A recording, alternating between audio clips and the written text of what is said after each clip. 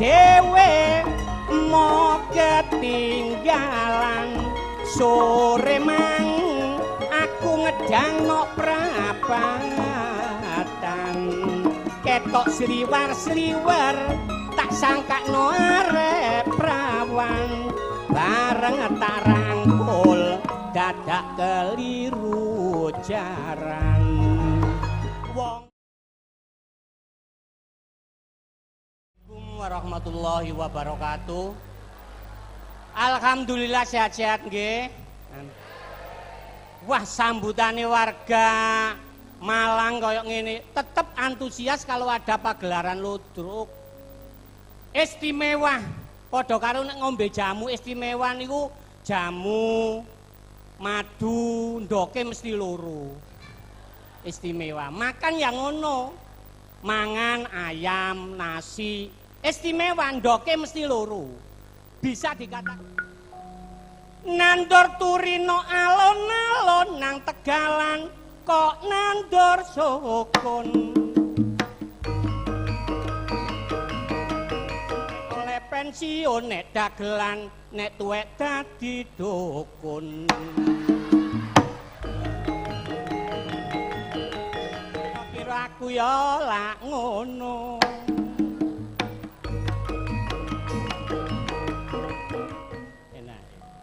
tuku dedek gawe bediang bojo ndablek cepetno lawang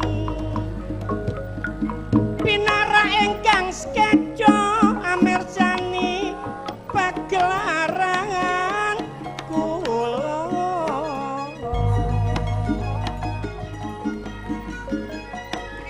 aku nek delok dolor perkembangane jaman pancen akeh riwayat lan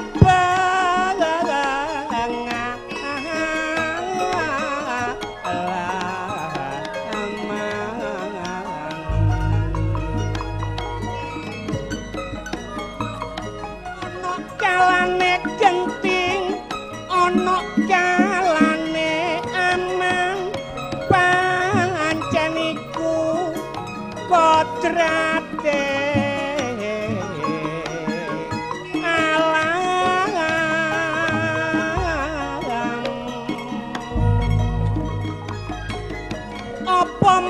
aku nek delok siaran ana TV saiki terjadi perandok luar negeri gak cuma perang fisik tapi uga perang ekonomi mulane rakyate akeh sing mati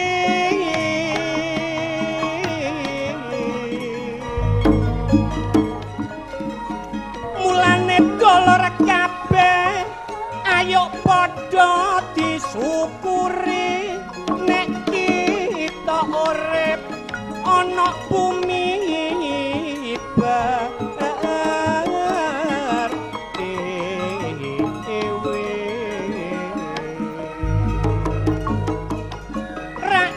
rukun-rukun tanah kemari palo Cinawe semboyane bangsa Indonesia anti perang cinta damai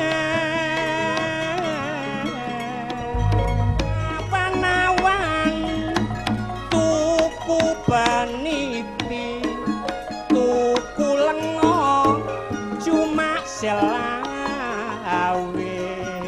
duwe anak prawan sing ngati-ati nek gak dituteno mundak dikondol wewe wis saiki sirahe ireng wong senengane manggon ana peteng-peteng ana arek prawan mripate menteleng nek diclathu atine tambah seneng aku dhewe mau ketinggalan sore mang aku ngedang no prapatan